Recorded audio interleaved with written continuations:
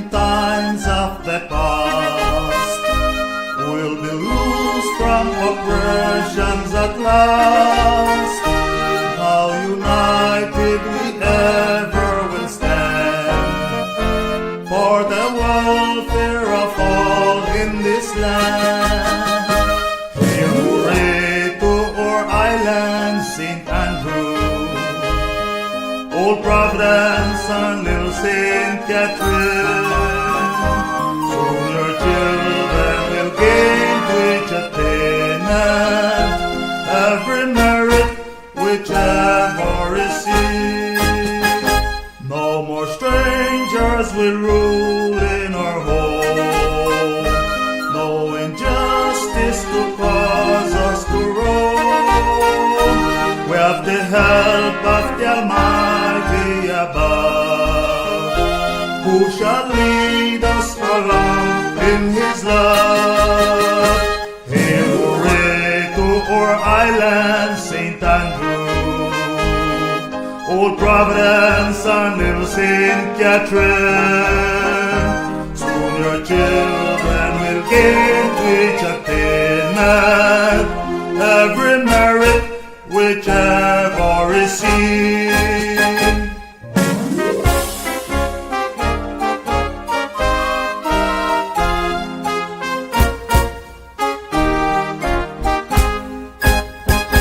No more evil on us shall befall.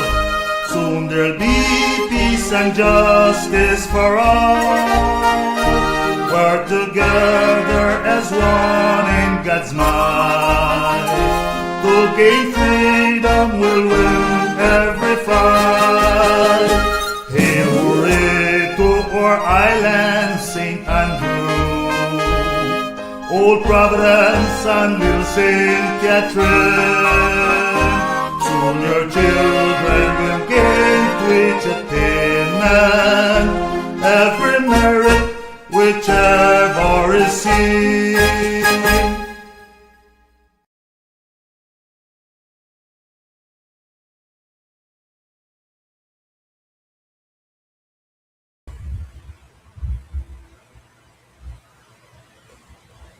Yes, good morning. We're back here again on our next emission of our Voice of the Raizal Nation streaming program live to you through our social media. Here from the island of San Andres, from the archipelago of San Andres, Old Providence, and Catalina in the Western Caribbean. We're happy to be back here again, and today we will get over to you a next series of information around the accountability report of the Raizal Council, the Raizal Authority of the Raizal people. Before we go into this, we just want to extend our sympathy and condolence for the family of who was known as Glenn Coy. This is one of our Raizal from the diaspora that play a key role in the looking for the welfare, the rights, and the development of the people of this archipelago, of his people. Unfortunately, he passed away yesterday. He's a family of Dr. Ralph Newball Sotelo. Through Dr. Ralph, we get to meet him. He was the former president and founder of the FIOPS organization that helped so much and continue to help back home.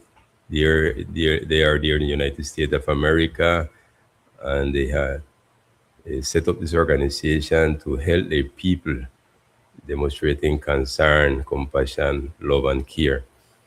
They did it in such a way during the recovery from the Hurricane Iota and Eta, and they keep pushing many projects, social projects, development projects in the archipelago, especially in Old Providence and Catalina. I get to meet him, and he's such a touching, kind, and lovely person, friendly. And really, we lament that he passed away. We would like it be so soon. And last week we was as well extended our sympathy for the pass away of our brother in Providence, Robert Britton, and now again we lament the pass away of Glenn Coy. I share here some photos of Glenn. That was it was last year. I was there in Miami. Yes, I think it was last year, and yeah, we had a nice come together with the Raizal diaspora people that team up to help back home. Yes, that's Brother Glenn. Okay, we before we get into the report for the fifth chapter for our accountability report, we have to say last week Friday when we was here, we advanced certain things and to update you some briefly of some happenings during the week that passed. Friday, it was the last day. I was there at the Hotel Aquarium, where the Raizal Council took the initiative to squat there as an act of protest against the rumors of intention that this office named by Sai, we understand, intent to sell that place, that hotel, and we squat there and we raise a list of petition to the office of the SAI.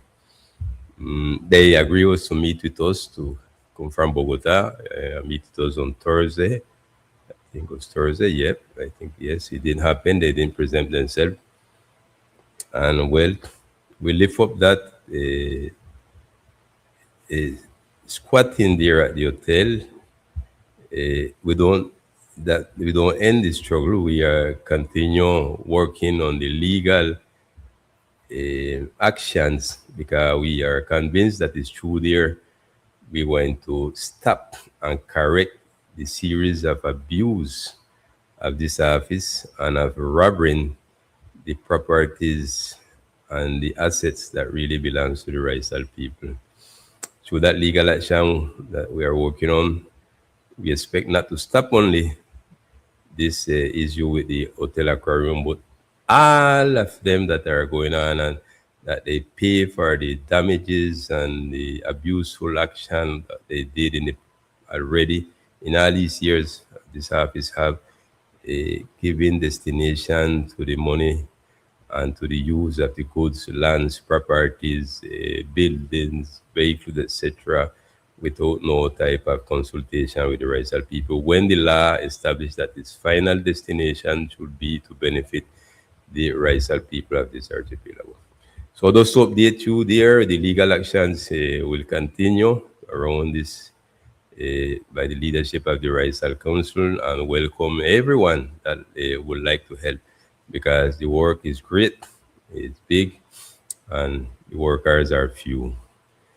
As well, this week they had an encounter here in the island, a call by the national government,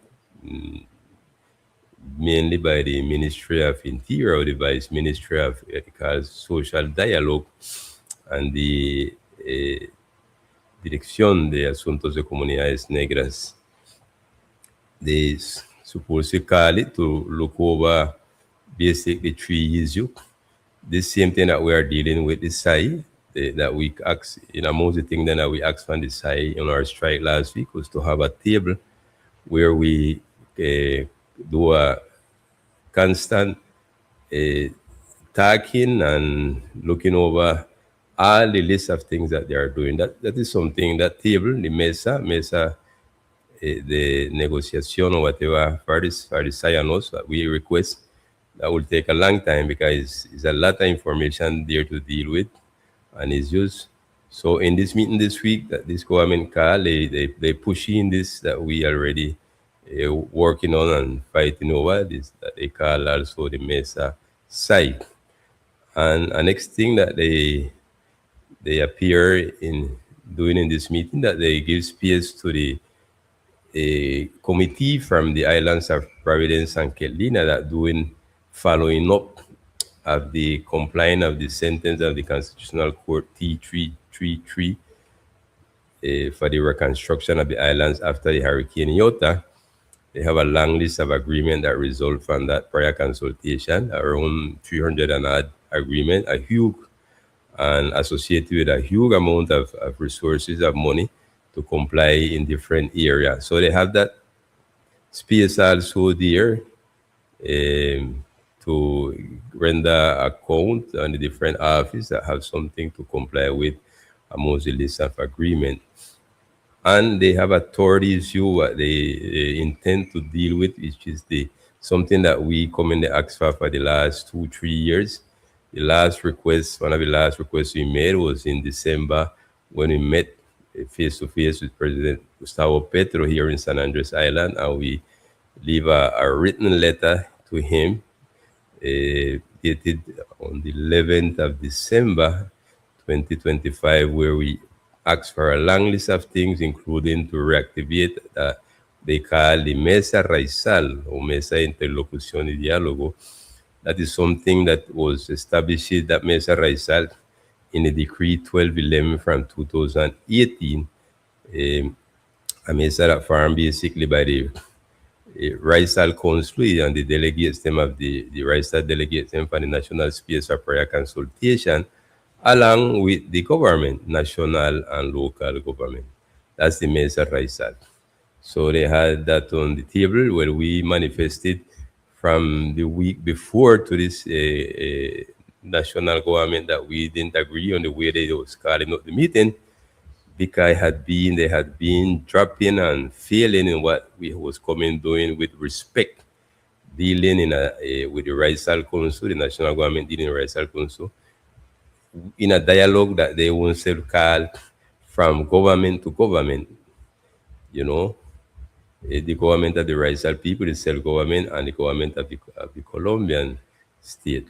It had dropped because there had been those sighting us, at least the people that they had hired there at the Ministerial Interior, obviously Ministerial Interior, those sighting in a disrespectful way, and it won't work. So they don't do that with the indigenous people. You consult the minimum details of timing, of place, of the methodology, of the logistic with the people. Okay, we are not employees of the state. Now we are there available 24 hours to those moving as they say so. Yep.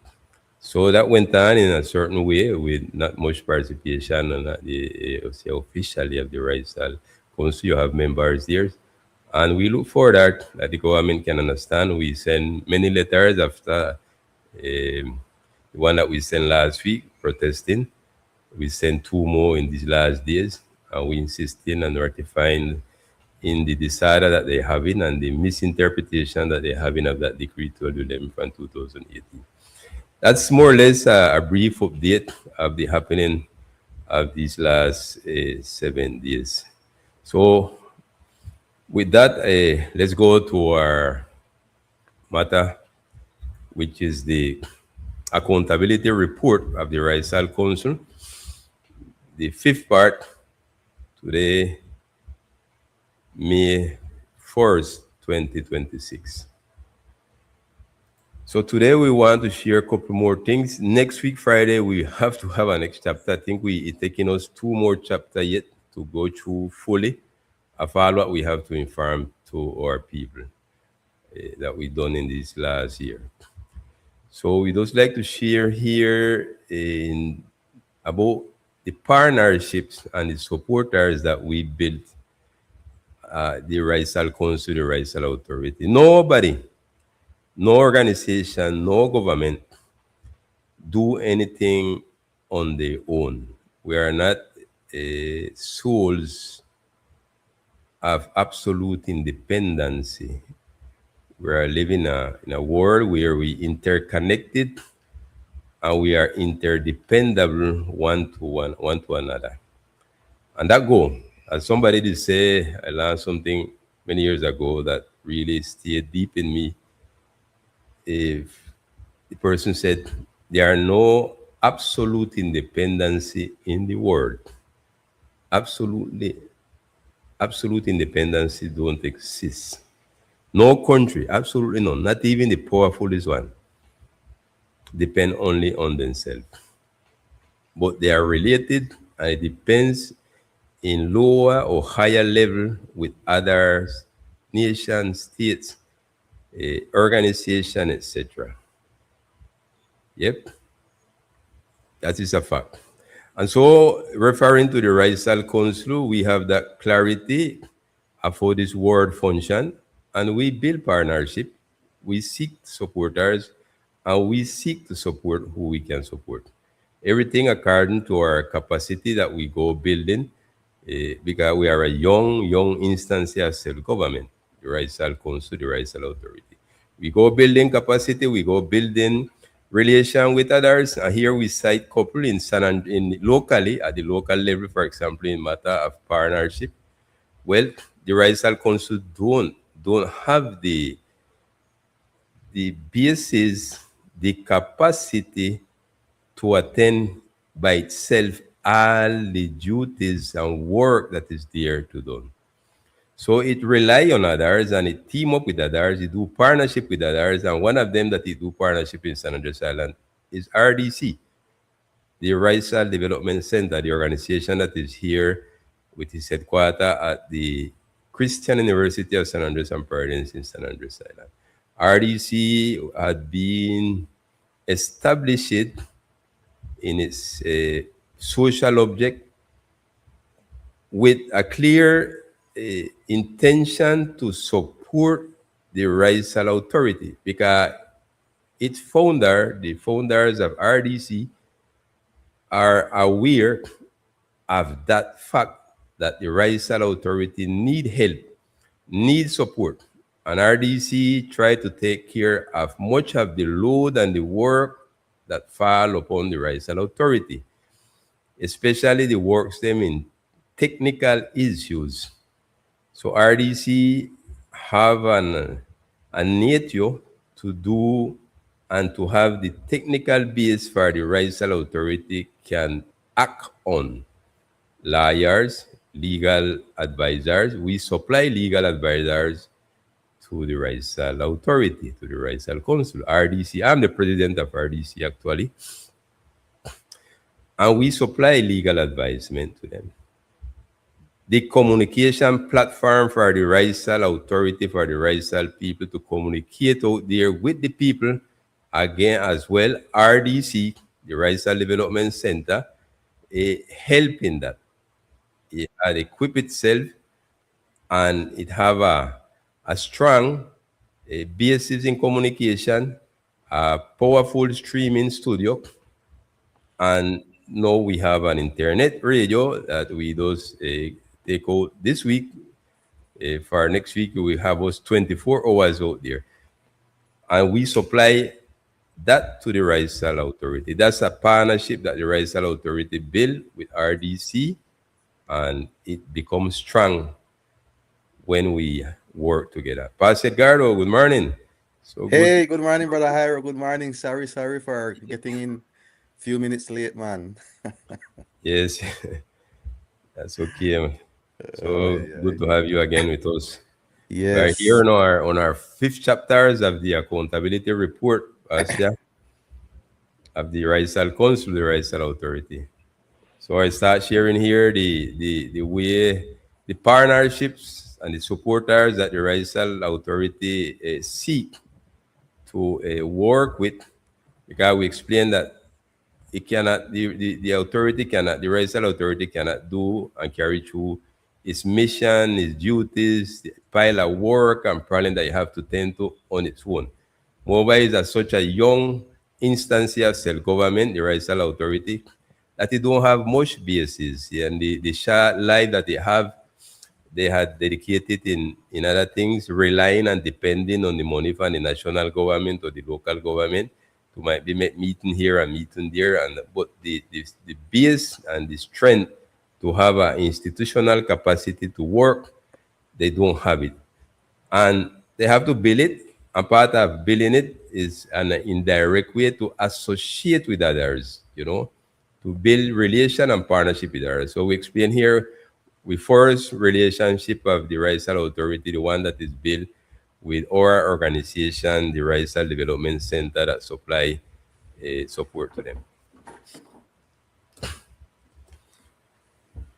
As Yes. well, yes, yes, go Sorry, ahead. man. No, no, no. I was just going to say that partnership is really important and necessary, and the partnership between the Raizal Diaspora and the Raizal Development Center and the Raizal Authority. Um, I would say, Brother Hyra, it's just rooted, in a shared commitment to the protection and the development and the long-term sustainability of the Raizal people. You know how long, Brother Hyra, we have been trying to have an office, even when we were just EMNSD, and even to the day, well, thank God the Raizal Authority have a little office or a space where they can work with. I think you mentioned that down at the Raizal Development Center. So people need to know that you just don't work a government just out of nothing or by yourself. So it's important these partnerships that you mentioned, um, and each partner plays a distinct role. The collaboration functions as a complementary process or team, that bridges, local government, community, global solidarity. You know how much meeting a president have to attend every day, Yeah. Yeah, and very good. who is going to attend all those meetings? Very good. Very good that you mentioned that. Because you see, Pastor, I noticed the mistake that many, even leaders or racial leaders, having that they want to exact the presence all time and the whole day of, for example, the president of the racial authority, the racial council. That won't work so, as way you explain it. Mm-hmm. Because it is just impossible. You will burn them, you will burn them out. They will burn them out, physically burn them out, and not the reality. They have other things to attend. They are doing ad honorem work. It's not paid, so they have to comply with their work in the duties in whatever their real, work is. And you mentioned it. You look at any president of any country, and that's the work. They send a minister, or they send a vice minister, or they send a army of workers, of functionaries, or people hired, because the work is huge. And the more the work get huge, more bigger, the government, the president continue to increase his staff and hiring more people. Okay, so they have to mentalize that. They have to take out. We have to take out of our mind that we want to have the president of the Raizal Authority sitting down in a 3-day meeting, 8 hours every day with these people. It won't work. So I lived the experience dealing with the indigenous people in Colombia, and you know something, their leaders, what they call the Taita, they don't remain in those whole day meeting, but they send others, usually workers, people that they have hired, attorneys, social workers, different from different profession. And those are the people that attend the meeting the whole day. And you will see the head, the Taita, the authority of the indigenous people, might be a dropping sometime in the day, and he does. I noticed they does go and sit near one of the main advisors that they have in the meeting, and that person will update the indigenous authority. And maybe he say one or two words and he stay a few minutes and he gone. Mm-hmm. We have to get out of that colonized and slavery mind, you know, that impede us to see that we are also a government, and we are people, a nation, Exactly. and we build as a nation, we build a government too, and we have to act and work similarly other government because it's similar. The load that any government have, any nation have, the other one also have it in one or other measurement, but the load is huge, and you have to work it wisely and intelligently, relying on people to do the work. Yes.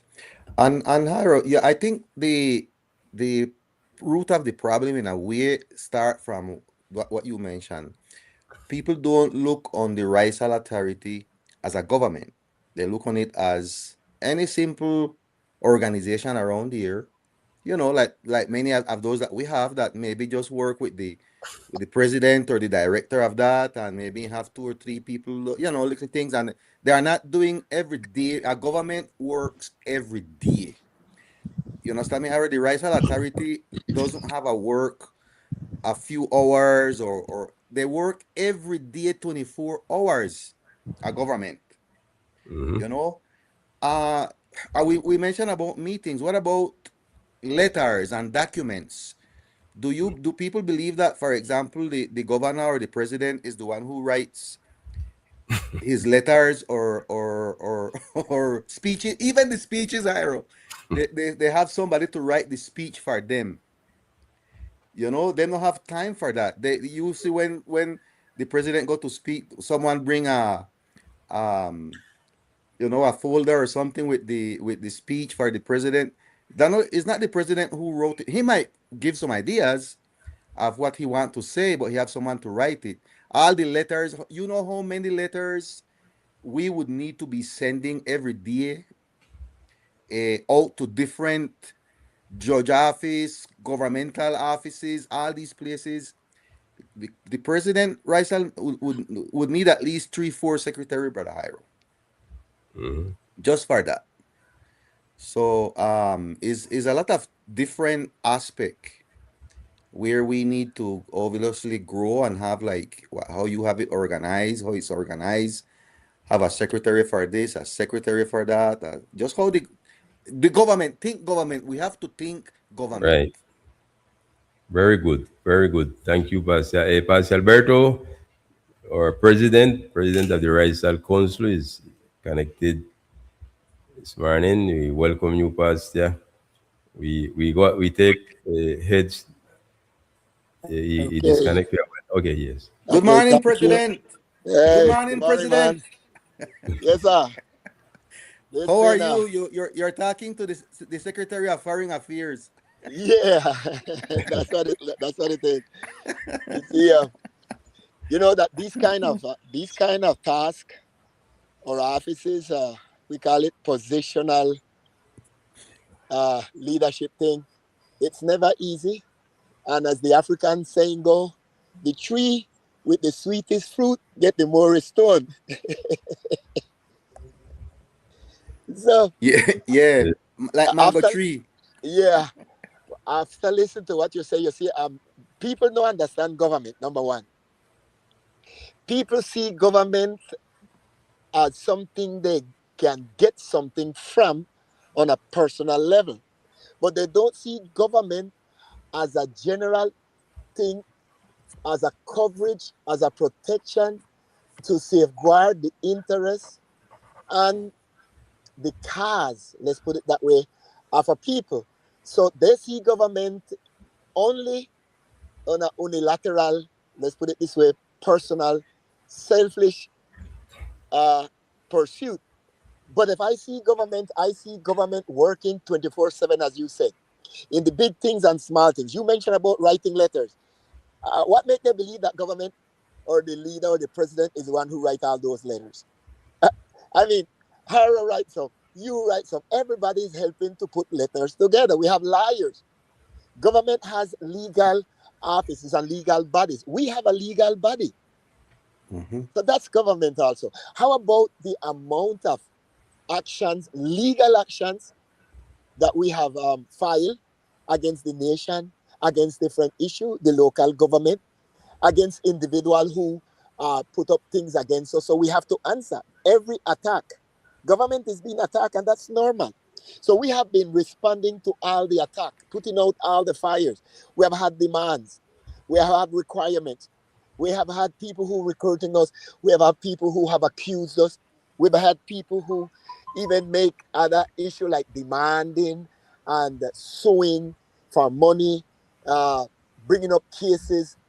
We have had to use, for example, we have liar from like 3 4 years ago, and it's just this year we were managed to start paying. Well, we paid him a little bit last year, but you imagine some a liar working for you for 4 years and you haven't been able to pay him. Yeah. So and that's what we had. So last year, Haro and I decided that okay, we will see how we can find the means to pay the liar, and we start doing it.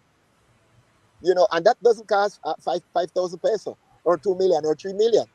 Hey, a liar honors, you have to recognize that. And so we have right now we have all of these liars working with us. We have some up to now that are volunteering, are giving us legal assistance. Those are things that people don't see, that they say, well, okay, you're not doing anything. If we didn't do the legal issue, of course they would rip us open. Of course they would take everything from us. But we have fighting the Raizal cause on all legal ground, on ethnical, ancestral, and legitimate rights, on legal, ordinary justice, and passing any amount of letters and demands to the national government and the different ministries. We have traveled. The Hiro have traveled more than I have, because it's not all the time I can. And the Hiro is witness. When we travel, we don't travel on the Raizal Council expense. We travel most of the time on my personal expense, and on occasions Hiro has helped me out also to travel. So this is the only government that don't have money to travel, but we do it because we know it's a cause. It's more than a cause. It's a people right. And so this is what government do. You don't wait for a resource to come in. You face the demand, you answer them, and then you find ways after how to make up. And this is part of what how government administrates. So that's really how it works. And thank you, Pastor Edgardo, Minister of Foreign Affairs of the Diaspora. Uh, and we have our General Secretary, Government of Interior here, who is Jairo Rodriguez. And we have all the other ones there. Well, You know, we have to begin to look at us and see what we are doing, and then put it, contextualize it for people. Maybe they don't see it that way, so we have to begin to put names to it, so they will begin to understand what we are really doing. A few days ago we began to talk about setting up the Raizal Guard. This is government. Our government must have some kind of uh, armed force or force to protect and to do all the things. So that's what we've been doing, you know, and but they don't understand that. Well, this is awesome. I just love this, and it's an opportunity to inform our people. So, And Minister of Foreign Affairs and uh, and Secretary of Interior. Pastor Alberto, Jairo was mentioning the other day. I never know that, but Jairo did mention the other day that the indigenous people, they have office, them from all over Colombia, Cauca and all these places. Oh They yeah. have offices in Bogota. Hey, Hiro took me to that place, and I was like frozen. I mean, you're talking about floors, first floor, second floor. Hey, these people have office. When I saw all the technology these people have, when I saw the floors and all that they have, I says, "Oh my goodness, we are still in Pampers. We haven't been able to win ourselves." Because while we are fighting for things, they have it clear. In fact, they copied some of the things for us when we first started in Amen. And look where they have gone. While we keep fighting over the aquarium, they have gone into the ocean. Mm-hmm. This is amazing. I mean, I couldn't believe when Haro took me to that one place. I said, Sure, because a lot I of things, Pastor, happen in Bogota. You know that, you have to go to all these different ministerios, to the presidency, to this office, to the other office, and you are, let's say you and Jairo left and go Bogota. You all don't have nobody there to receive you. You have to find where to stay yourself. you need a secretary who is going to help you make a letter if you have to make a letter quickly, or all these different support that the indigenous people they have. They have even radio stations in Bogota or wherever they are. They are organized and structured and have all the institutional capacity to keep up with their government. Well, we let's welcome Pastor Eddie. Pastor Eddie Mr. Williams. So honored to have him this morning again with us. Pastor, good morning. Good morning, everybody. Good morning, Really Pastor. hope things, Pastor. Great. Listening to you guys. Finally, I get to connect one of these Fridays. So I'm excited to accompany and learn and to share whatever capacity I can. No? So thank you for the invitation. Thank you. You are a clear example, Pastor Eddie, as what we're talking about this morning to conscious our people of what it takes this type of struggle. Pastor Eddie are not with us on many past programs on Friday morning because he coincides that time with his work where he have to, he's hired, and we are doing this affair ad honorem. And if we have a work where we have to hustle the care or food home and maintain and sustain our family, we cannot just walk away from that. We have to find ways to balance, and our people, members of the Raizal Authority and the Raizal Council, fit in whenever the time permit them to do so. We might have couple members in the Raizal Council that are already on pension, and it give more facility for them to attend and help in this or next thing. But we call on our people to be conscious and stop be lead by people that put you against those that are sacrificially serving you in a way. Instead of be grateful, you become ungrateful. Ungratefulness is a mortal sin. If you don't believe, check the Bible and see what happened to Moses. Definitely.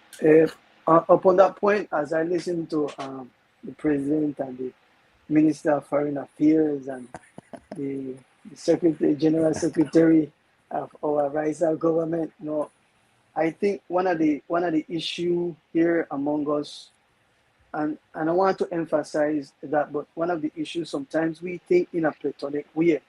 We think that things will be perfect and things will be fine, and we are not, as the Jamaican they will say, you are not jumping into the frying pot to feel how the fire hot in the pot, but we are quick to find excuses and point finger.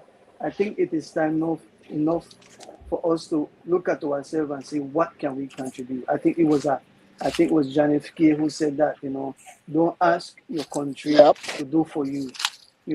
Ask yourself what you can do for your country. And I think that's me personally. I have come to that conclusion that instead of trying to point finger, this one is not doing this one is not doing the other thing, I am asking myself what I can do and what I need to do to contribute to this process, because we are really at a serious tipping point as a people, and we need to come to that consciousness. Like we are seriously at danger and at risk of not only losing our space and our land, but even disappearing what we know to be precious to us, which is our culture, our values, our virtues. And that is very alarming. So whatever we can do from our vantage point, I think we need to come to that conclusion and say, we start living in the past about complaining about this one didn't do this one or this one didn't do that. But we need to ask ourselves, what we can do, what we can do to shift and to help this process.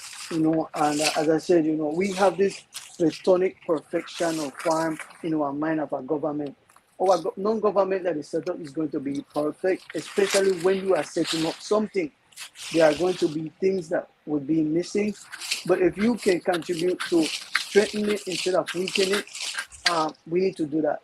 I was reminding of, I think a couple weeks ago or last week ago, in our worship gathering at the church, we were talking about the Apostle Paul, who uh, was encouraging the Corinthian church to say like, hey, instead of trying to destroy something, why don't you, by love, build up each other? If you find a brother who is weak or a sister who is weak, instead of putting more weight on them, try to build them. And I think that's where we need to come as Raizal people. Like we need to learn to trust each other and work with each other. We are not going to be perfect. We are not going to have everything together, and we are going to find fault and we are going to find excuses, but we need to find ways to encourage ourselves. As you guys are sharing this testimony about these other groups, people that learn from us, saw our model and saw it fit for their cause, yet we see like in a past in time, instead of advancing and progressing as a people, because we have come to this point. But I don't find our people either, because we have a system. We need to look at the systematic work that has been done among us as a people to get us to this point. And that's where we need to decolonize our mind in that sense. So that's what I wanted to share a little bit in terms of what we are talking about. Very good. Very good. Thank you so much, Steady. So in that line, we continue to share others of our partners and supporters. We don't share the spirit of teamwork. We just mention briefly, we have AMNSD, the Archipelago Movement for Ethnic Native Self-Determination. AMNSD continue to lead many of the process, and what the Raizal Authority do is simplify in harmony and support in what is necessary and permit them to continue do the work that they come in. Amen.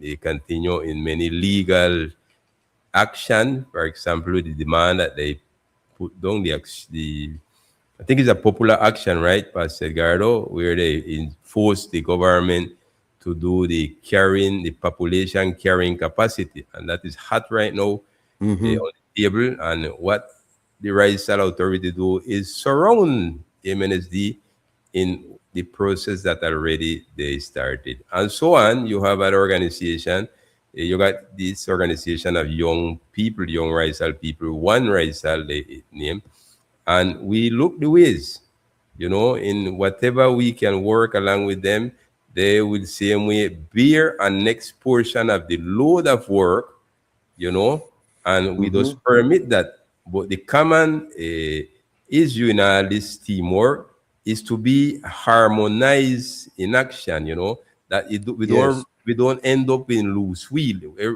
independent nation, one going here, one going there.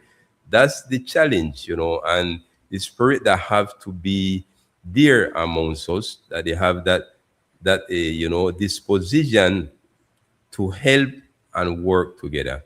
Not the intention to be a protagonist and those to be protagonists, but to be real servant leaders, that fit and understand that we have to team up to do the work.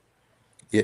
Jairo, I think it would be, if you have it at hand, if you could just show quickly the structure at INRA, how the structure at INRA is built with all the different groups, all the different organizations, women, youth, elders, spiritual leaders. Uh, exactly, yes. Look on all the different organizations. The idea was for all the different organizations, like Amen and those that you mentioned in Providence, in San Andres, surround around the Raizal Council and farm these different structures that you have there. Yes. Right. That's the idea. That's the design of the Raizal Authority, and we keep their rehearse on this. That the people don't believe the Raizal Authority is just the Raizal Council. No, it can't work so it can't be them alone. It's just one single piece, and it's the piece of the structure that might be more visible because they do the talking with the national Colombian government and other government, international and so forth. But behind the Raizal Council should be a whole set of supportive bodies, that really help hold up that giant work that we have to deal with. Women's, young people, elders, the diaspora, teachers, organizations, professionals, economic sectors, the spiritual board. That's the work. And something else? This bottom part of the structure, you have a next set of, that is more the executive body. People that might have to be hired and working there constantly to get the work done. you know and we believe in that. We believe in paying people. Who can afford to give voluntarily is welcome. So we had been doing all this time, because our capacity never give more than that. But we firmly believe in working and seeking resources to pay a certain staff to get the work going. you know for example, when you talk about the Raizal Guard, if you have to have some people setting up the whole night, tell me something. It can't be just that every Raizal sleeping home in their warm bed, comfortable in their comfort zone, and 3 or 4 men out there taking care, um, guarding for their sake. We have to be reciprocal. So that is where those that are guarding could easily the home sleeping as well, or looking means to have an income for their family, their children, or whatever. So if they're going to bear part of the load, you can think on a correspond with them, in that sacrificial, because it pass a level where you cannot abuse and think they have to do it as volunteership. Exactly. Jairo, you mentioned the racial diaspora, and I think this is a time for me to clarify something, since I kind of represent that, because there are some voices on the island that criticize the racial diaspora, suggesting that because we do not live physically on the islands, we should not participate in the racial process, or that we attempt to give orders from afar, from our comfort zone. Like they say, oh, they are up there in their comfort zone. Well, Pastor Eddie lived up here for many years, and he can tell you that not because you are in the United States, you are living in comfort zone. Yes, you have some advantages and all these things, but this perception does not reflect the reality. Brother Jairo and Pastor and Eddie, how the diaspora engage with our people. The racial diaspora does not govern, we no command or replace local leadership. We do not issue orders. Our role is to support. The racial diaspora facilitate and accompany the work that is led by you all, by the Raizal Authority, by the grassroots leaders, traditional authorities, and the community organizations on the islands. From outside here, from the diaspora, we listen carefully to you all, to what is happening down there, to the priorities. We try to mobilize resources and funding opportunities, build strategic partnership wherever we can, provide advocacy support. All direction comes from the ground, and the diaspora follows the leadership of those who are living the struggle, who are down there with boots on the ground. you know and racial identity and responsibility, I want to say, do not disappear with distance. Many in the diaspora left the island due to many reasons. No, it's not because they don't love their island. Serving from abroad is not something that we control, but an act of solidarity. If I talk on my personal reason, Brother Jairo, I'm not up here because I want to be up here. I'm up here because God have me here, and I don't want to be anywhere where God is not sending me. If God asks me tomorrow, I want to send you home, I am the first one to jump and say yes, I go home. You know, I have had many opportunities to go back to for churches to go back and serve in San Andres, but I am here where God sent me. Here in the desert, there are people ask me, why are you here in El Paso, where from your beautiful island? Well, ask Moses why he was in the desert for 40 years. And I always tell people, Brother Jairo, that God sent me to El Paso to humble me. And maybe when he believe I humble enough, he want to take me back to San Andres, like Moses. Yeah, like Moses. But yeah, so our participation is guided by respect, accountability, a collaboration, always rooted in listening and never imposing nothing. In fact, I told Brother Hyro, you know what? You remember Hyro, I told you the other day, I'm going to start to propose things where there is sacrificial need because I'm not there. Like if I say a proposal, uno boy, make it go march. We need to go on the street, go march. And I'm not there to go on the street to march. I don't think that should come from me. That's supposed to come from you all who are there. You know what I mean? If I was down there and I'm going to go there and march, then I would say that. But I feel guilty when I make a proposal that involve what would be the word? Sacrifice, and I'm not there to walk in the same waters, you know. But we Yeah. are Well, just here to support. sometime pastor sacrifice no means that the person who make the proposal has to do it. Sometimes in everything you have the people who design, put it into building. The engineer make the calculus with the distance from one column to another. He tell you the capacity of what could go above.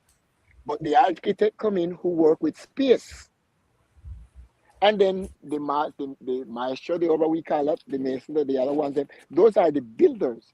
But uh, some people design things, some people divide things, and some people are the one who make them happen. But without the design and the division, you're not gonna have it. So I see things like in this perspective, you know, looking at how things work, how the world set up.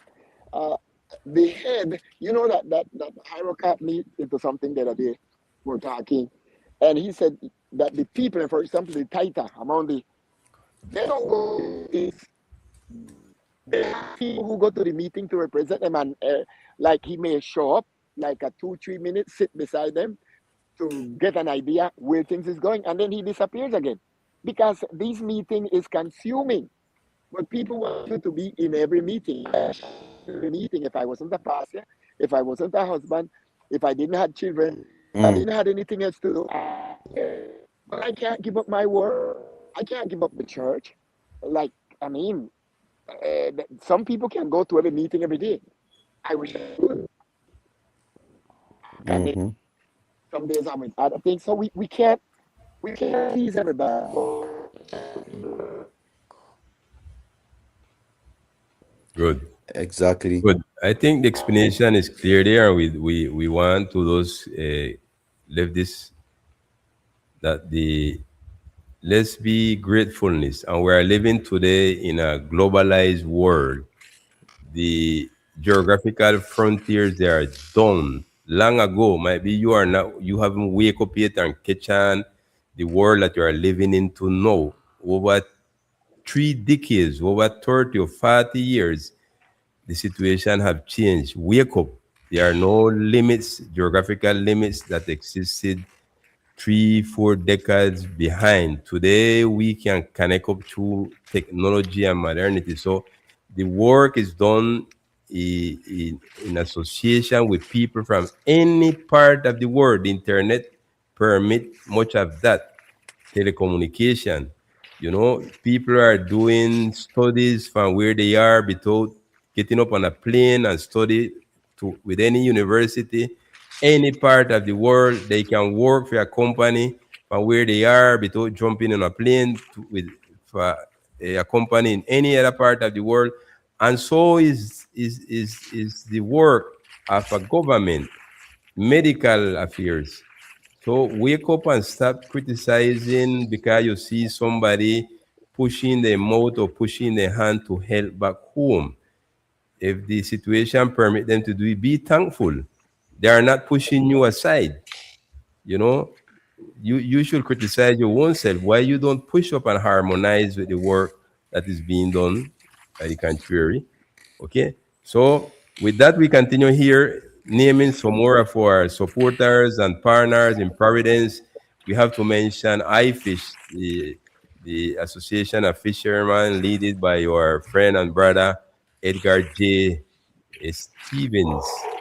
We have also Trees and Reef as a foundation that exists long ago, and we are working certain things with them internationally. That's the organization that we work together with, along with the Raizal Development Center and the Raizal Council, the Raizal Authority, to get a case there at the Inter-American Commission of Human Rights. We have the Veeduría Cívica of Wool Providence that we there as well. They are doing the work, and we there available to surround them in whatever, especially the chapter of the Raizal Council there in Providence that are there with them in that process for the reconstruction of the island. The chapter of the Raizal Council in Providence to support the Veeduría. Churches we are being supportive with. We ask prayer. By the way, we start every day space at midday where we pray. We call that's a new program that the Raizal Authority with the Raizal Development Center have, a streaming program. At 11:55 a.m. in the morning, it start and it stand approximately 10 to 20 minutes. And someone different pray at midday. And there are the prayers from our people in the diaspora as well as from people here on territory in the islands, and that's another forefront of our struggle. That spiritual realm that we recognize that we are dealing with, and not only the physical one. And we step Monday past here, we start this new streaming program. We call it If Our People My Pray. people. If My People Pray, sorry. If My People Pray. We have the support there for a brother there in Cayman's Island that are hosting this program, Dr. Siegfried Castell, Breton. That's a new space. And that we do it with churches, with pastors, with deacons, with laymen, etc. that are, are prayer warriors. Okay?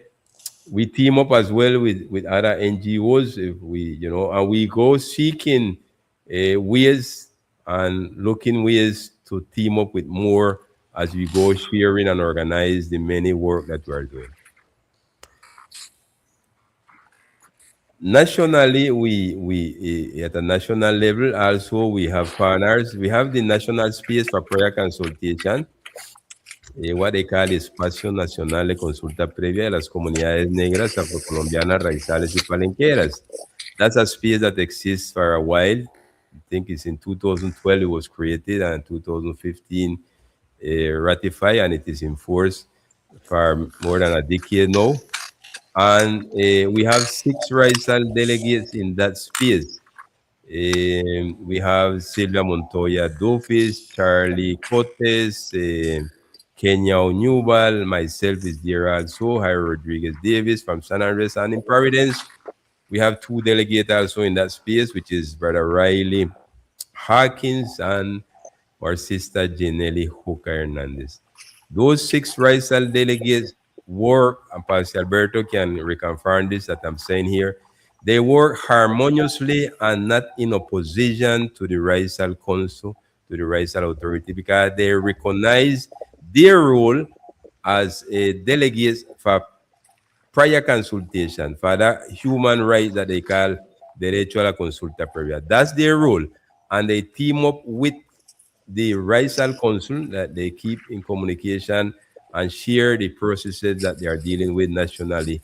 They share it to the Raizal Council. That's a harmonious work, right, Pastor? Correct. As well, we have other organization in national level, non-governmental organization, some of the best organization in layers that know and dominate the system, the inter-American system of human rights. That's we call it the CAJAR. It's there for Colectivo de Abogados Jose Alvial Restrepo, the best. And the next best amongst them in the country is the Justicia. You know, we have ILSA. We have the biggest black organization in Colombia, that is PSN, Proceso de Comunidades Negras. We working with them, we near with them, we look support, and we, as what we can support Tina, we are there as well. That's some more of the partners. And internationally, we have our Raizal Diaspora Foundation, which where Pastor Edgardo Martinez Mitchell is the president. And well, if others can help nationally, well, will precisely. We have our own people organize themselves with all the good intention to help back home, to help their people and their territory. So let's be thankful. Let's be thankful. All the help that you can give us, it's needed here. So we appreciate and we welcome the Raizal Diaspora to continue. This streaming program that we are having here, where you are listening to us, where we can be able to inform our people, is give thanks to the support of the Raizal Diaspora Foundation and Pantareya Foundation. As well, you have another organization that help us strongly here. That is FIOPS, a foundation. Dr. Ralph Newball is the head of this foundation. The farmer president was our brother that Glenn Coy, that we those years starting the program. He passed away, and they are there to help us. And in other countries like Jamaica, Nicaragua, and others, we are there with a foot there, seeking support from many organizations and universities in this country and others. And that's the way the Raizal Authority is seeking to do his mission.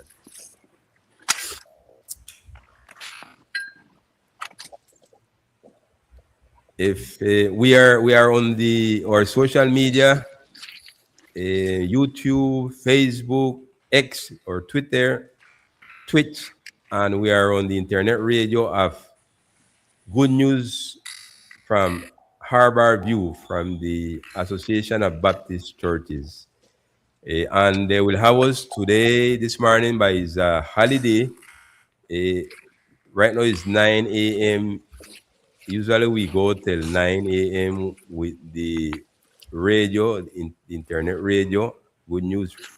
But today they tell us that we will be with them, and they will broadcast what we are doing here until we finish. Okay, two is a holiday and they don't have no other program following this one. We appreciate and we send greetings to Good News Radio, and we take a time parenthesis here to those brief news that I apologize. I forget to say at the starting of the program when I was giving the news of the week. There was an incident last week too that we so far here in the island, the government, national government, through the Ministry of Telecommunication, takes steps to close our two ethnic radio station, Good News Radio at Harbor View, that belong to the Association of Baptist Churches, and the next radio station, which is under the leadership of Brother Carlos Puzzi, known as the Christian Radio. They take step, the government, to close both of them under the argument that they don't have a license. We get near to both of these brethren, and they updated us of what is going on, and we are there pending with them to find a solution to this. The Baptist Association had been in Cambridge Station this week with functionaries that came to the island to look over that situation, and they're advancing. They tell us that they will keep us updated of the development of this situation until they get back the radio out. Notwithstanding, they are out on internet. We want to share right now the link where you can hear Good News Radio through internet, not through a conventional radio until they fix and they lift up the seal, but through internet. Many of our elders there that live constantly connected to the radio at Harbor View, at Good News Radio, and at the Christian Radio at Brother Carlos Pusey. Both of these have a way to you to hear them through internet. That channel through internet of these two radio stations are not closed. You can connect them, and I will share in a while on the screen. If you who are seeing us and know any elders that you can help, just get near them. Nearly everybody have a smartphone today and show them how they can hear these two stations through internet. Okay? We Hyro, go I to think brother Edgar want connect or something. So brother who? Edgar from Providence. Yeah, let me see. Let me send him the link. Let me see. Let me see. Yeah, I just sent him the link. I just sent him the Send the link. link. Yeah. Okay, okay, fine. Yeah, he's here. He's here. Wonderful. I agree. Yes. Brother Edgar, good morning. Morning. Good morning, brother Edgar. Morning. Good morning. Hey, Captain. Yeah, good morning. Good morning, man. How you there, Pastor? How you there, Hyro? Good morning. So good to have you We the here right with to us, man. Hyro them make we Yeah, famous. I beg you give me a 5 minutes there because I dey in one other meeting on the next phone. Okay, okay. See, I got on the Kachucha Bolshevike. All right. Okay. Good. Okay. Fine. Okay, we'll have him back in a while. So let's go advancing till he's back here. Let me see. I think he's here. Okay. So let's go to our next slide here. I think I went through this already.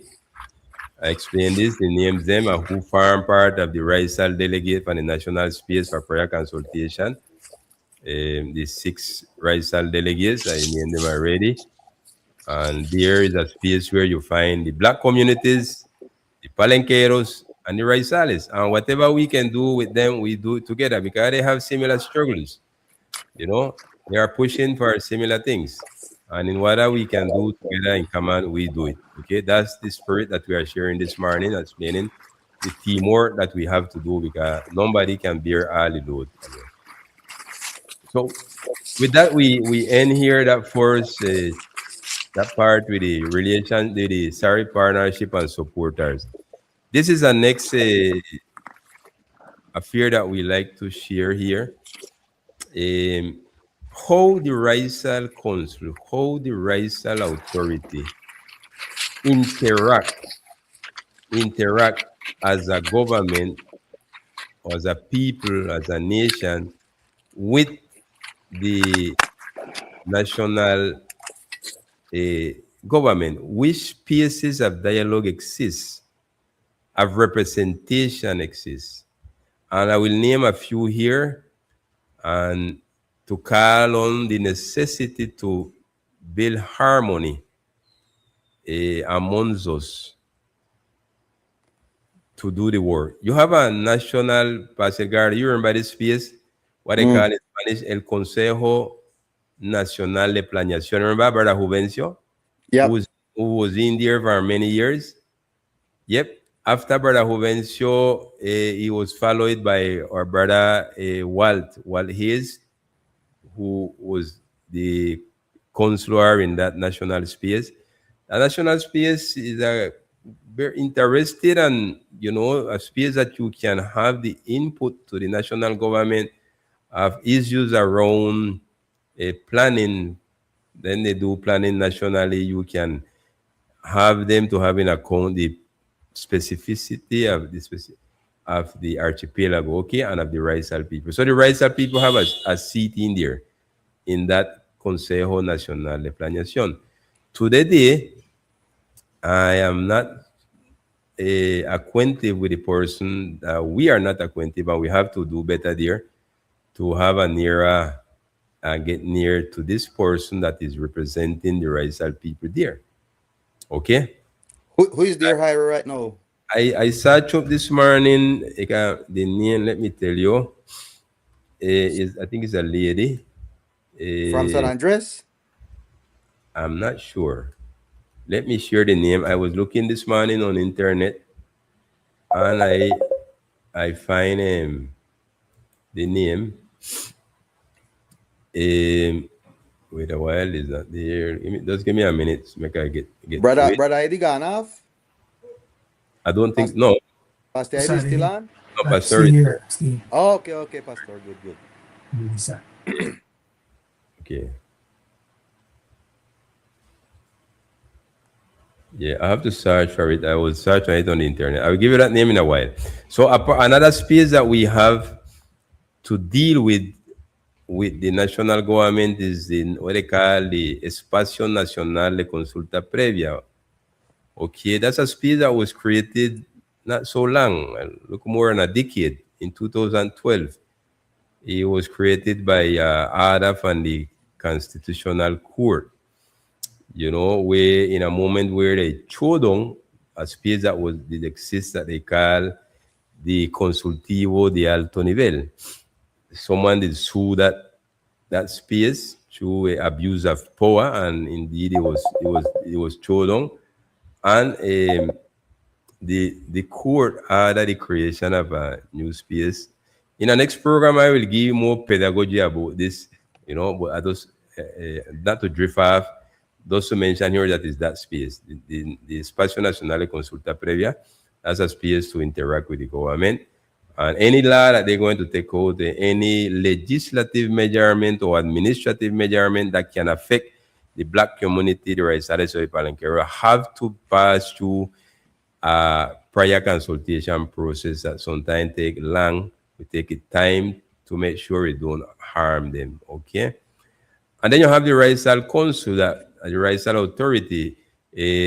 That's the government, the instance of self-government that we autonomously establish, and that the national government, the Colombian government, came to recognize it, and with the time, it get it in a decree, that's the decree 1211 from 2018, and that recognize it as the instance to deal with. Okay, in issue like the prior consultation, no, sorry, the rights statute and other things that that have to do with the rights of people. And then you have the high level consultative for our black community. Them was revived. I told you, say the demand they done away with that space, and it was revived not so long a few years ago, and they are back. As the word say, consultatives. Consultative. They are not an authority, but an instance that is the government validate with the time. They consult, especially they consult things that have to do with the last 70 of 1993 that was created for the black communities, not for us. We fall in it, and that's where they are. Okay, I think we have back Brother Edgar again on line. Let's give him way. It's a privilege to have him this morning with us. Brother Edgar, if you can, if you are ready, those, Yeah, yes, good morning, Jairo, my friend. yes, son. Good morning, Pastor Livo. No, Pastor are here, Pastor Edgardo, Pastor Alberto, and Pastor Eddie. Also, Pastor Alberto, Pastor Edgardo, and Pastor who?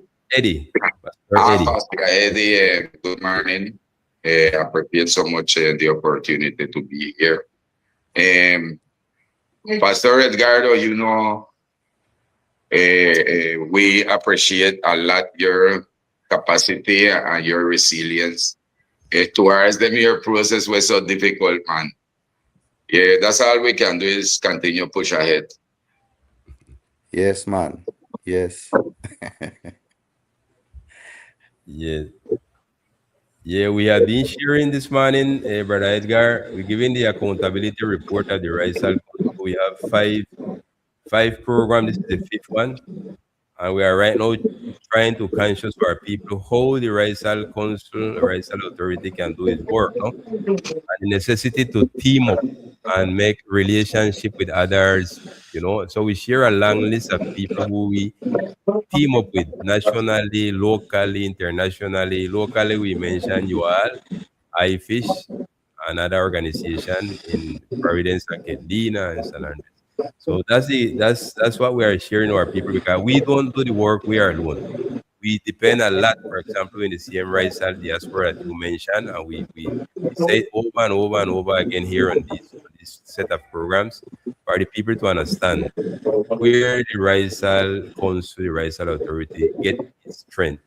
It's through the wise actions of connecting and team up and build partnership with others to bear the load and work together. Yes, and clarify, Brother Edgar, to our people that the Raizal Authority is not one NGO, is not one organization, is, it's an authority. And a lot of our people are looking at it as acción comunal, or any organization that we have that are important. But this is like a government. Is a government that needs to have all the different secretariats them and all the different legal support and partnership, as I was saying, local, international, like see the big picture. We have to help our people see the big picture, and that this take a lot of work. And so a lot of the criticism is rightfully okay, rightfully so, but at the same time, they need to know that this take a lot of work. This is not a small endeavor, but this is a government that need a lot of structure and a lot of support. So that's what Hara was trying to explain this morning, of the different partnerships that the Raizal Authority need. And then we don't have no money. Our government need money. The president is working for free. The general secretary is working for free.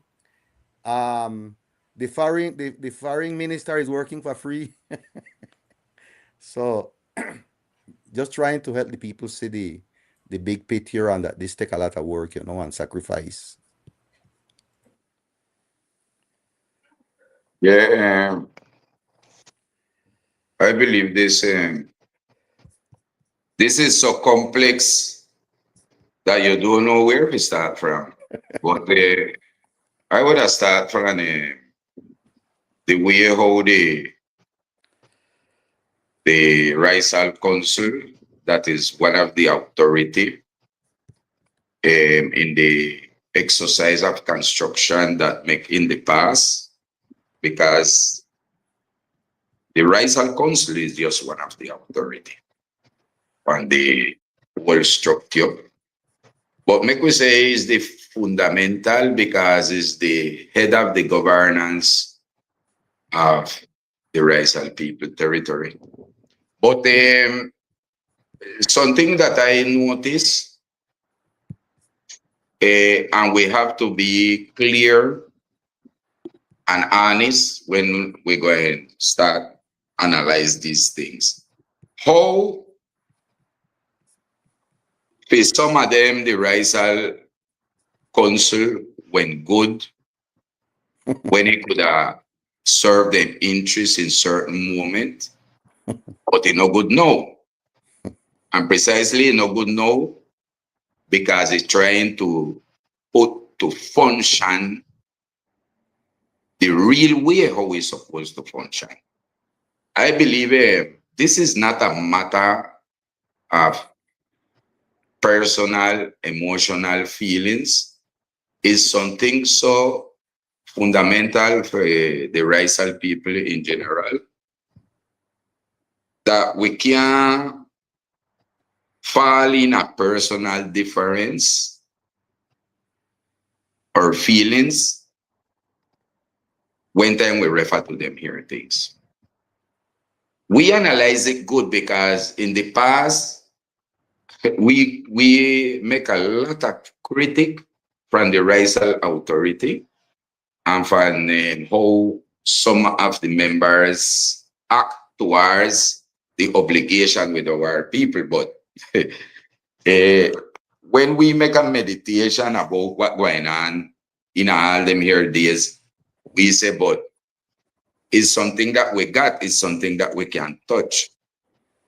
So why should we destroy or obstacle the possibility for this continue develop when time we can dimension it? it's necessary to call, I don't know how we could name, assemble, Congress, one meeting from the Raizal people to take decision and to elect new authorities, because we know that this is a transitional authority with a special mission.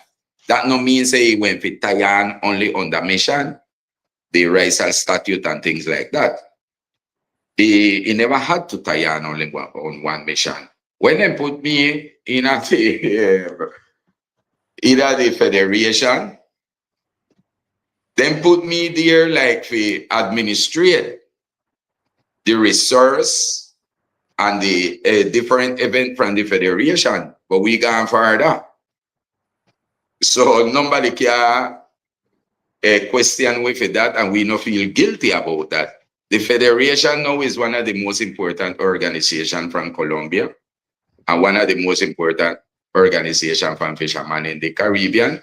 And well, you can see all the different results that the federation got, absolutely with the help from people from the Raizal Council, like Jairo and like Pastor Alberto, and with the help of the diaspora, from the diaspora, like Pastor Edgardo, because we have to say the truth. That is the reality of governance. What you all do, Pastor Edgardo, with the diaspora, we all we do together. That is a governance. That is not just a simulacro, it's a real governance. And the federation would have never exist nowadays like how the federation exists. And IFISH like organization would have never got what we got, a structure, what physics structure, and what organization structure.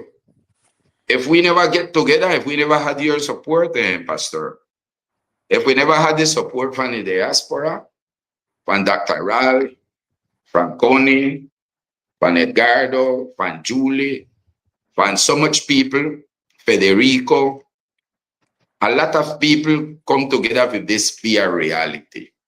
And the federation turned to be one of the authorities in the territory for the Raizal people.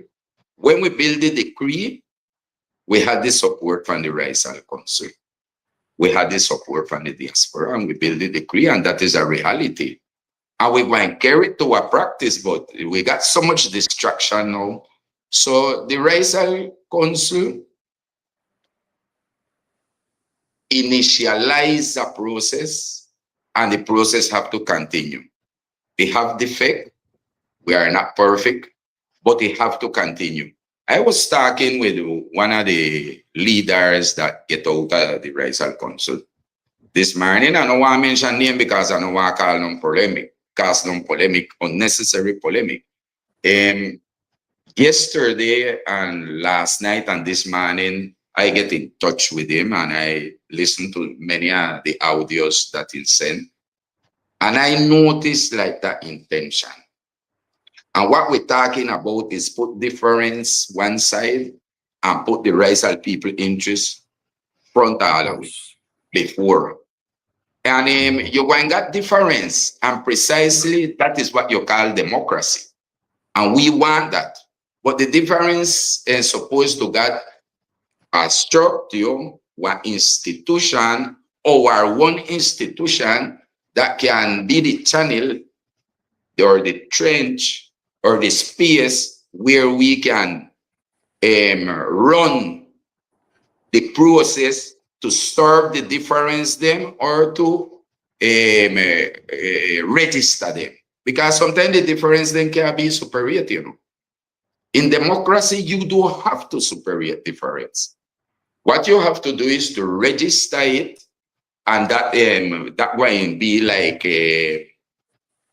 what demonstration of a reality from the moment for the future generation. And the difference is very important for democracy. Imagine if all we would have think the same. Imagine down to in the Bible, in the Christianity, you have it.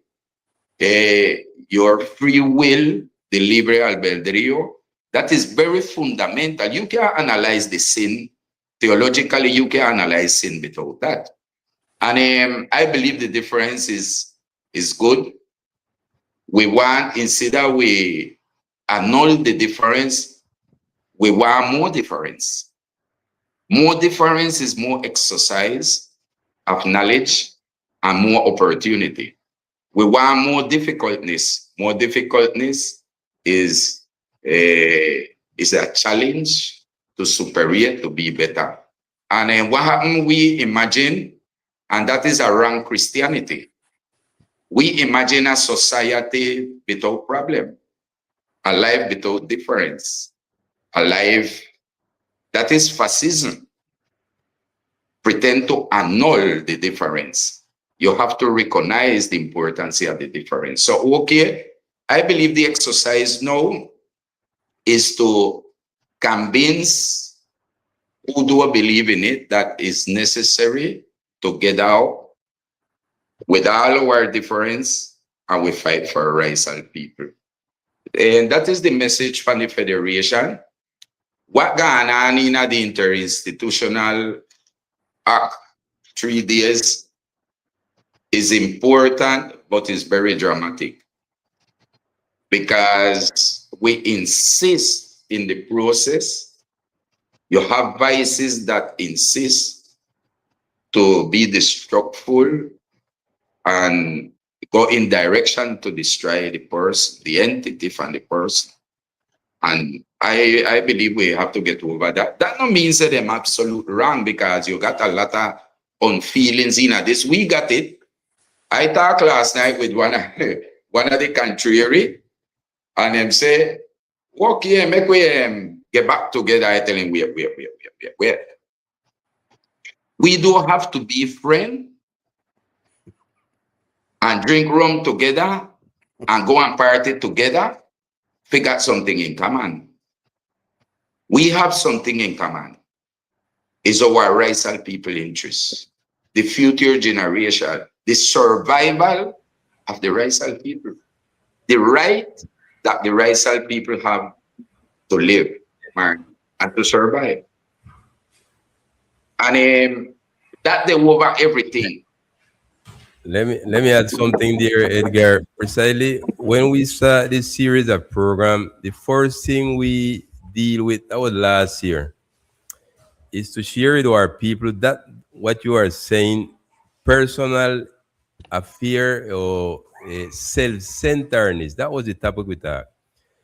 We explain how human being by nature, all part of the world, all you human tend to be self-centered. They figure the world swing around them. All of we, because we have the eyes here, we look out and we figure we are the center of the world. Everybody have that natural sensation. Well, that is something that each one of us have to be able to control and understand that is not so. And when you're coming on to teamwork and serving people, as the Bible and Christianity talk about, serve people, then you sacrifice yourself for the sake of people. Not suiciding yourself, no? But you play a role where you are not the most important person, but you learn to work together, you learn to think in collectivity, and sometimes you avoid through a rock after something when you understand and you can see why in destroy and affect the collectivity. You be tolerant. You have good tolerance as well as you got bad tolerance. And some moment you have to those tolerate and work together. We share those things because they are key and basic and fundamental element to work together and try to teamwork and have unity. If the individual don't have those minimum conditions, as what you always say to us, and we agree on that, not every situation will give for a unity because you have some minimum condition that the individuals have to have. One of them is humility. They have to be humble. A person with a big or a heart of too much pride, it won't permit them to renounce from certain things and be, understand and be humble. That don't help in a process of teamwork. So those elements we treated for over 3 weeks or 4 weeks when we start out this series of program to try instigate that in all our leaders, starting from our own self. Martin Luther King, did I read one of his sermon, and he said, look, I am not exempted from that pressure as a human to be self-centered. I had to struggle with that, Martin Luther King said. I had to hold on that self-centeredness. When people tend to those me, or I, and you're able to replace that to we, it had to work together. You don't have to strive to be the only star in the sky. The sky is filled with millions of stars. Together we can brighten San Andres and Providence. Everybody play a role in humbleness and learn to work together. I did move off on the Raizal Authority for 8 years. I was out. And in an act of protest, because I didn't like certain thing that was going on. But one thing sure, I never yet attempt against the institutionality of the Raizal Council.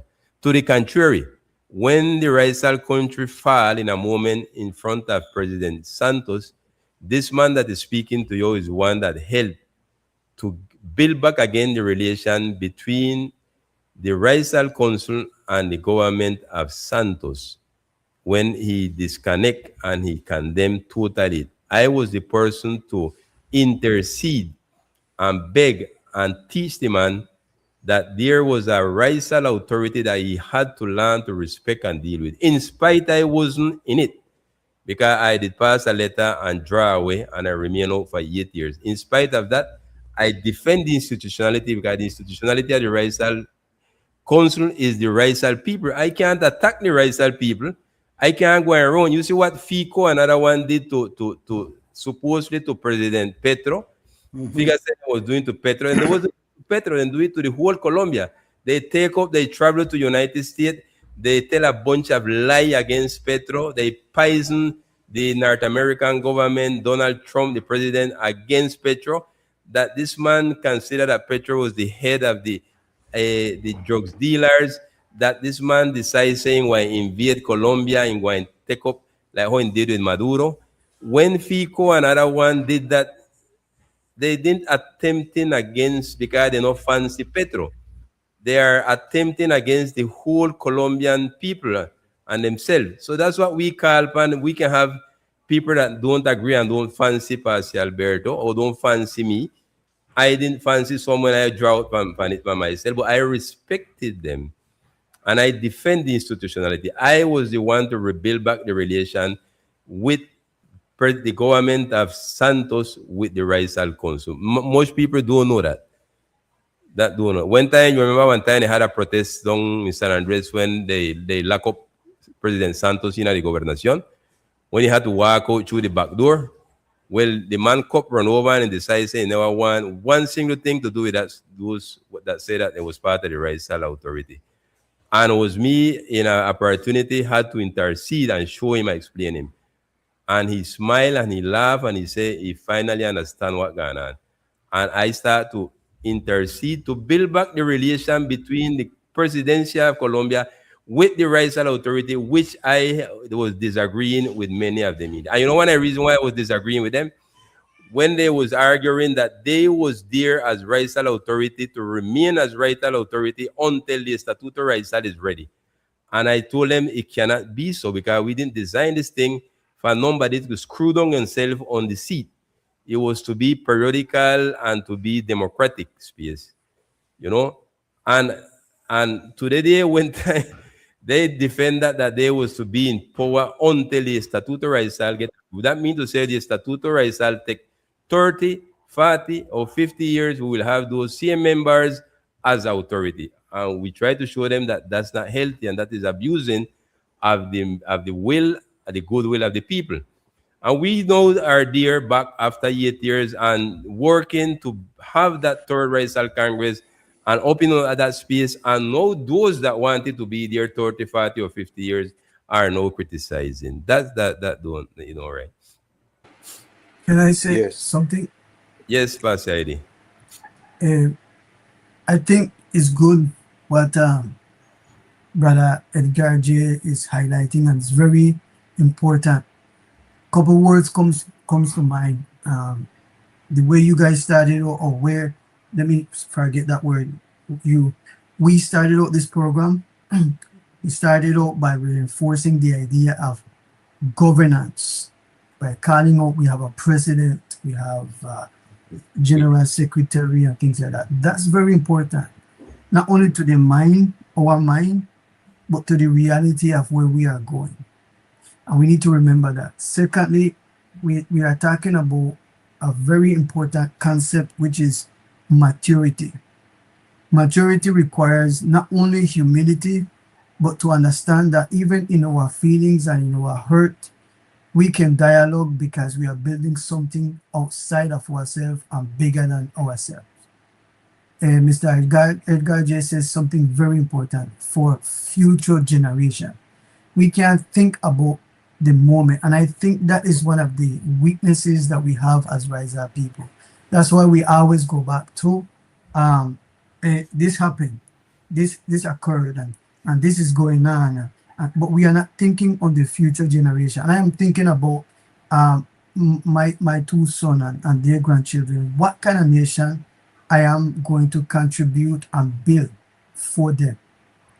A nation that is self-centered, a nation that is all about what I can get and how I can get, so I can get something material, and when that lasts and that gone, what about the future generation at the expense of their livelihood on a land and a territory that their ancestors inherited? So I think the fundamental question that we need to keep in mind is the fact that we are building a nation. That thought itself helped me to realize that we are building something. You realize that we are building something, and not only that we are building something, but we are looking back at Mr. Juvencio Gallardo and all these pioneers that left something for us. So the question that we need to ask is, what are we going to leave based upon what have been given unto us? This self-centeredness and this strive and this my way is higher than your ways and your ways is higher, and so we have this conflict. Instead of we are building something democratic where all of us can participate and enhance and ensure that we leave something where our children, they can thrive and they can build something and they can have a voice and they can realize that I have a past and I have a history. I can reference Mr. Edgar James. I can reference that Mr. Juvencio, Dr. Rav, Dr. Edgardo, Pastor Alberto, Brother Jairo. I can reference them and I can go back in the annals of history and research their contribution and work more than what I can get out of the Raizal cause and the Raizal problem. We are not here to exploit these things. So what I want is that we need to begin changing our vocabulary, or what I call a decolonized prison mind. We need to decolonize this mind that we have prison, that, hey, what I can get out of this, because we are somehow I'm struggling with this word survival, or being a survivor. What we can do uh, to not only survive but to live, to live and to flourish in what has been given to me from my ancestors, instead of surviving under a system that is choking me and oppressing me, and started to think what Pastor Raymond would have called a collective consciousness. What about that? And that should be bigger than us. So are these Christian Yes. values is only theory or concept, or are there practical ways we can use them to continue this process? So I think that's where we need to come back. We need to be mature. We need to be mature to build a democracy and a government that can ensure that our future generation can build upon what we left for them. Sure. And just let me interject very quickly here. Yes, we are building something that is bigger than us. We are building a government. This is about governance. And as Jairo was saying initially, as the Bible say, you love God and you love people. Stokely Carmichael had a word where he used to say, unconditional love for your people. We need to help our people grow in an unconditional love for our people.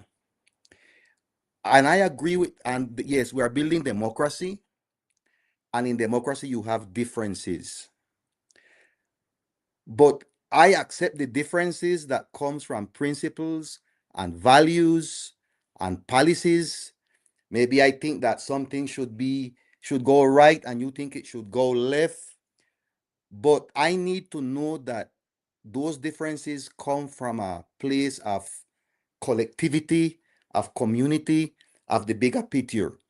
When those differences are rooted in self-centeredness and the hunger for power and protagonism and money and egocentrism, then I have a problem.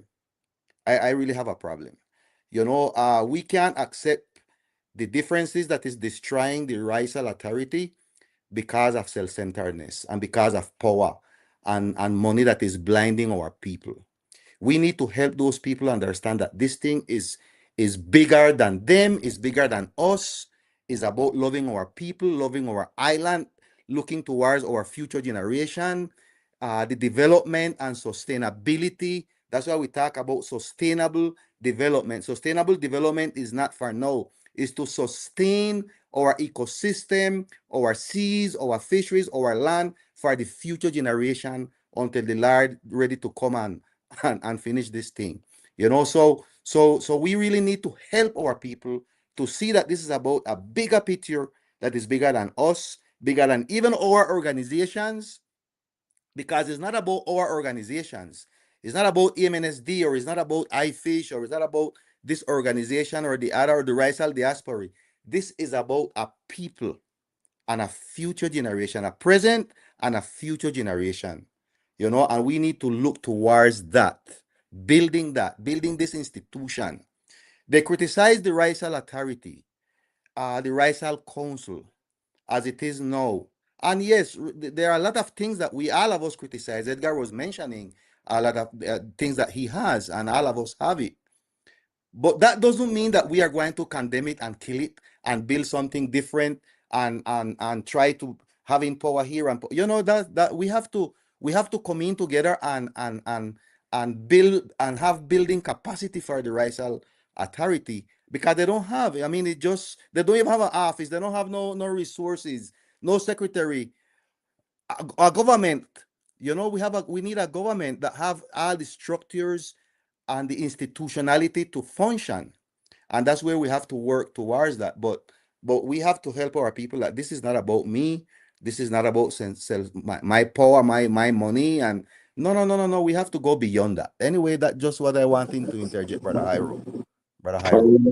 Pastor, I want to say something, comment something about that.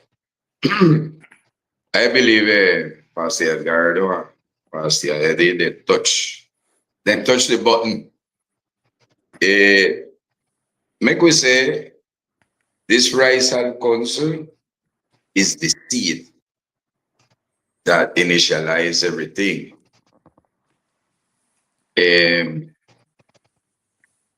But I believe the fact of the problem, or make we say the different conflict that we having now, is that it basing on personal interests and the exercise of leadership that we have in the territory. You want I tell you something? The people them not believe say I do got anything, material things. They not believe it. Okay. In the boat there? No. Tell him thanks, you hear him with me. Father Benito. We never send we couldn't send fish yesterday, and we forget we got 3 months now. We're not sent to the ancianato. But look, the people them don't believe that I do have anything. They don't believe it. They look on this here, so, and they say Edgar rich. And believe it, well, I know they try, Marnie. I know they try to convince no one for nothing, because I know they have it that. But my bank account lose actualization from last year. I don't have no bank account. And I don't need it. If I can eat my food here and I can throw a mattress here and sleep on somewhere dry, what else I need? The people then believe they can live in a 2 house at the time, they can drive in a 2 car at the time, they can drive on 2 bike at the time, in a 2 plane at the time. You can't do that. And they need 4 contract at the time. Some of them, I know a girl here in Providence have 7 contract. What? 7 contract, and each one of the contract, the smallest one is from 5 million. Wow. We have a problem of greediness, and his leader is a leader. It's a matter of greediness. So I know they say we the parody Jesus Christ. We can't be like him. We will never be like him. But at least we follow the example, no? The exercise for leadership have to change. The model of leadership have to change. But we can't obligate the people to change. What we can do is preach with our example. And I believe in the territory you have many examples, and they can't believe it. So then create history, wrong history, fake history about it, because it's unbelievable the people that have a selfish humanity. The leader and the leadership is not an opportunity for the person. That is a bad analysis. It's a wrong point of view. They start wrong. You think that? Start wrong. But like how you say, Pastor, when the difference is by principles, conviction, knowledge, and the direction that, or the course that you want to take, well, is a difference that got the value and is important to serve it or to recognize and accept it. But when the difference is because I want more you, or because I grudge you because you buy a car, or I grudge you because you graduate or you specialize, that is something very difficult to handle. That need no organization. It need a psychiatrist. Exactly. And so the model of leadership, we can talk about the model of leadership that we exercise, and with a lot of mistake. You your own self, Pastor, because you know, say you and Pastor Alberto, I assume, like my spiritual leaders, and you call my attention about it, because sometimes we very aggressive and we end up in angriness and stupidity because we are emotional entities. We are emotional existence. And but the leadership is not our opportunity for the person. Exactly. It's opportunity for the cause. Yeah. For the purpose. For the You know, Jesus said it himself. Jesus says, I did not came to be served. That is the best model of leadership. I did not come to be served, but to serve. A leader is a servant. Exactly. And that's something else that we have to help our leaders understand. It's not we leader them not take that so. They say it's my chance, no. It's my opportunity, no. And I want contract. Look, I know I mentioned that part. A near falling because they try to billion it. Not true. That is the idea. A near mention it because it's a desfile from contract. That is not wrong. You are a professional. You got right for contract. You got right for charge for your work. But you want to use your leadership to empower yourself over the cause of your people. Come on. And you want to annul the mission that you have or blockade the mission that you got. Your personal interest going to turn to be a blockade for that. What obstacle, what problem, what conflict. That is what's going on. So the leadership that we exercise in here is a leadership of sacrifice. Yeah. I don't know. One of them, one of the fishermen come and tell me, he said, you madman. You they call me go sacrifice. I tell him I no business what you going to do, you know. I can't control what you going to do, but I can control what I going to do, what I want to do. And my desire is this, and it's my conviction. So I believe, Pastor, we're finished with this now. Maybe we choose the longer road, the longest one, and the one we full up a rock, it full up a pickle, it full up a all kind of things that can hurt you. A longer, but a more secure. Yeah. Then you don't run the road, Yeah. it better be the community, because the only thing can build back, rebuild back the spirituality, the conviction, the principles, the basic Christianity from our community is that them Yeah. here cannot exercise. Yes. Look, I tell the last thing here, I tell one of them leader when they yarn and say, so that what the solution, since you believe you got all the solution, tell me one is solution. I tell him, look, this is a community that claim that is a Christian.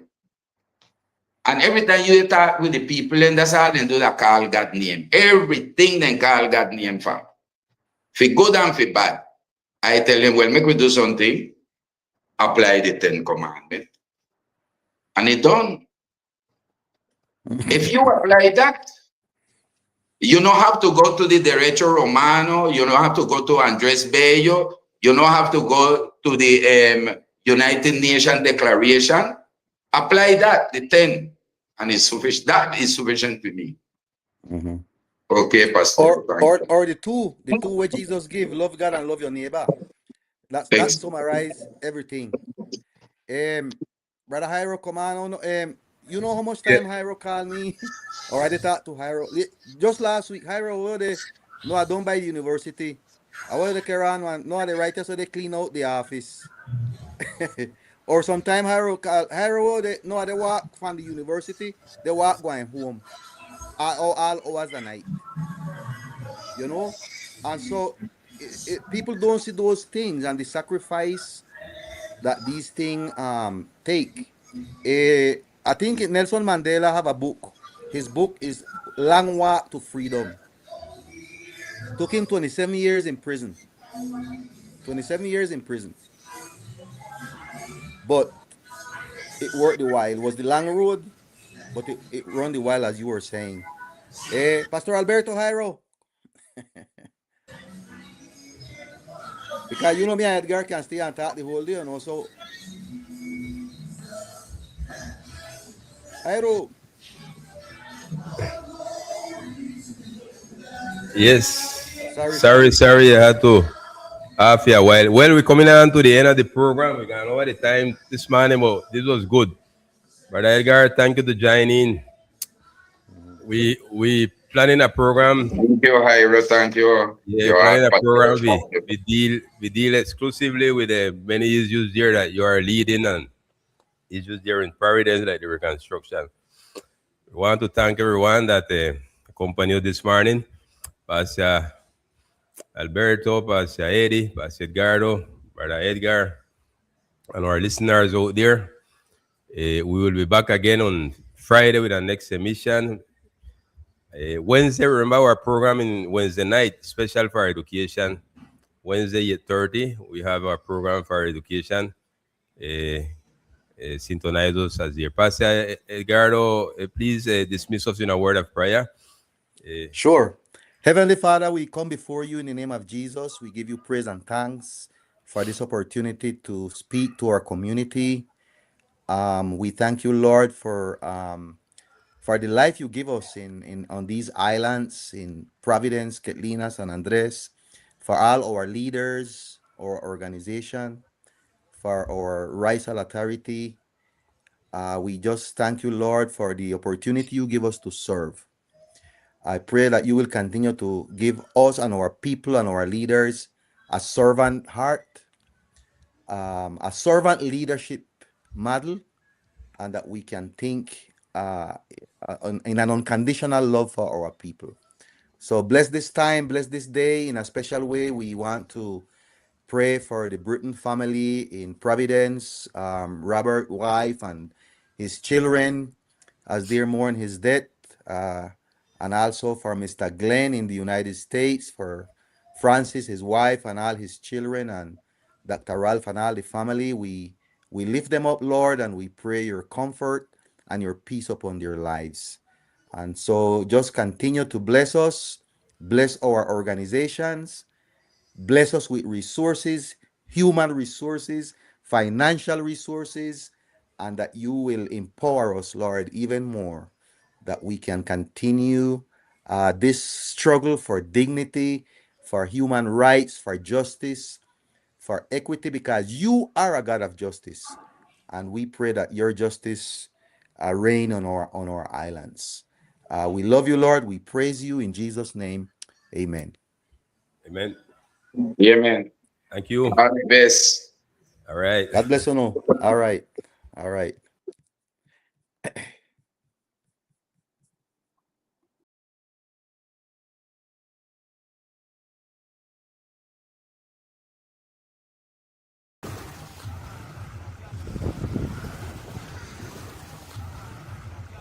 Raizal people, it's time for the uprising. Let us rise and shine.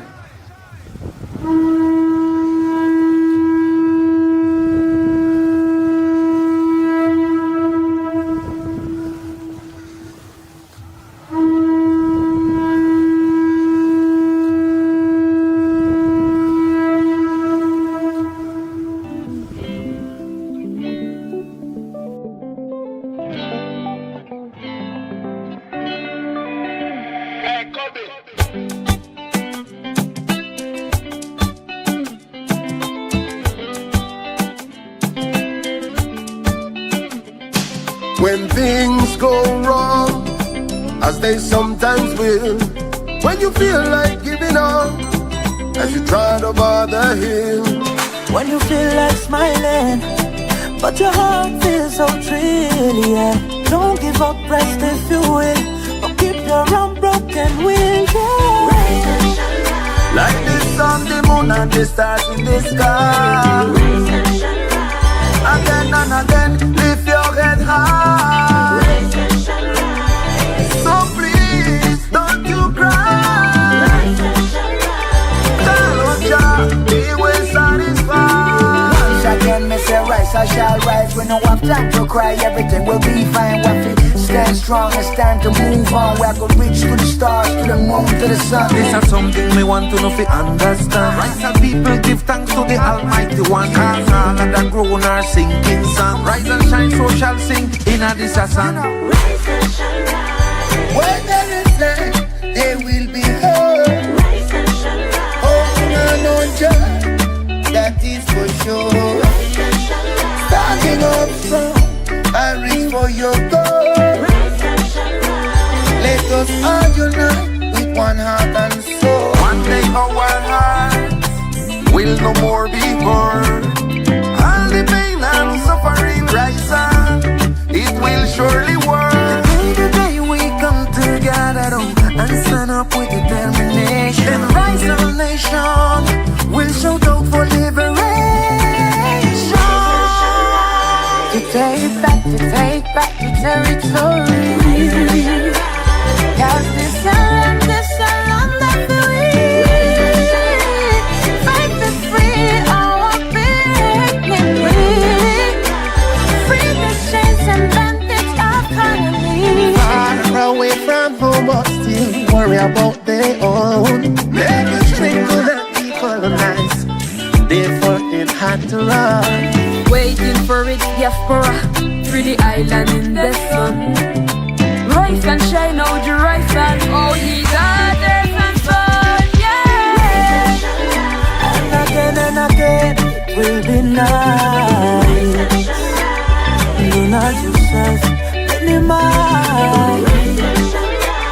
Sense of belonging must be sky high. Stand up strong like sun, where the sun of the sky. Leave the high nights of the row and fear. Just remember Jah come when the morning clear. Pray Jah and put your hand up in the air. In Jah hand everything gone clear. Wake up and live, rise and we soon clear the hill. If we stick together still, no way they could break our will. It's time to be great again. Arise and shine. Wake up and live.